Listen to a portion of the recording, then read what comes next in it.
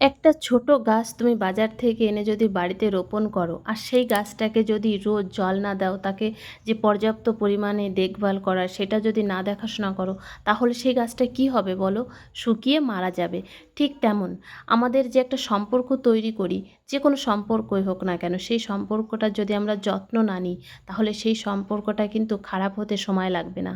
গাছটার থেকে ফুল ফল পাওয়ার আশায় আমরা যেমন করে তাকে যত্ন করি, ঠিক তেমন করেই যদি আমরা কোনো সম্পর্কটাকেও তেমন করেই যত্ন করে রাখি, একে অপরের প্রতি ভালোবাসা দিয়ে যত্নশীল হয়ে থাকি, তাহলে মনে হয় কোনো সম্পর্কই খারাপ হয় না।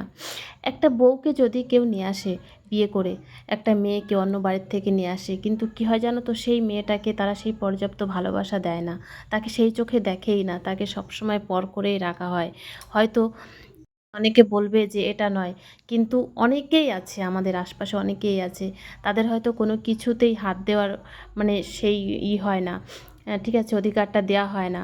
শুধু কী অধিকার দেওয়া হয় জানো তো, রান্নাঘরে রান্না করবা, খেতে দিবা, কাজ টাজ করবা, এই পর্যন্ত অধিকার দেওয়া হয়।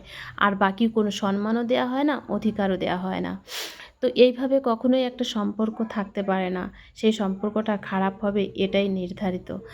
তো দেখো, আমি কিন্তু আমার জীবনের যে যেই একটা গাছই হোক আর সম্পর্কই হোক, আমি পুরো চেষ্টা করি যে সেটা যাতে টিকে থাকে। কিন্তু কি জানো তো, দুই দিক থেকেই যদি চেষ্টা করা হয় তাহলেই হয়তো ভালো থাকে।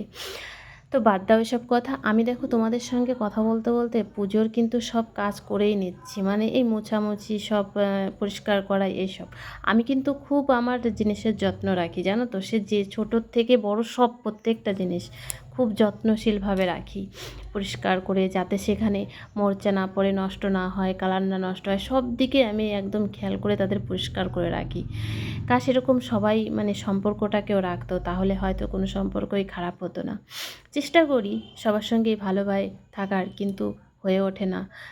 আমাকে যদি কেউ খারাপ চোখে দেখে, তাকে আমি চেষ্টা করেও কখনোই আমার প্রতি ভালো দৃষ্টি আনতে পারবো না, তাই না? তো দেখো, আমি কিন্তু আমার জিনিসগুলোকে খুব ভালোবাসি। পাখা দেখতেই পেয়েছো যে পাখাটা আমি এত সুন্দর ডলে ডলে করে একদম সুন্দর করে পরিষ্কার করে নিয়েছি। আর আমার যে ফ্রিজটা, ওই ফ্রিজটা কিন্তু আমার এই যে 9 বছর হয়ে গেছে, 8-9 বছর হয়ে গেছে, তবুও কিন্তু দেখলে কেউ বলতেই পারবে না যে এটা আমার এত পুরনো ফ্রিজ, মানে এত সুন্দর আমি যত্ন করে রাখি। হ্যাঁ, তো আমার এই নেল পালিশগুলোও ঠিক তেমন, মানে আমার 1 বছর, 2 বছর, 3 বছর হয়ে যাবে, তাও মনে হবে নতুনই আছে, এত সুন্দর করে আমি রেখে দিই। তো আমি চেষ্টা করি যে সব কিছুই একদম পরিষ্কার করে ক্লিন করে রাখতে। আর হ্যাঁ, আমি কিন্তু গাছ লাগাতে খুবই ভালোবাসি। ওই যে বললাম যে চারা গাছটাকে যত্ন না নিলে ফল ফুল দেয় না, তেমন। কিন্তু আমি কিন্তু রোজই মানে গাছের খুব যত্ন নিই। আমার অনেক ফুল গাছ আছে, অনেক যত্ন করি তাদের।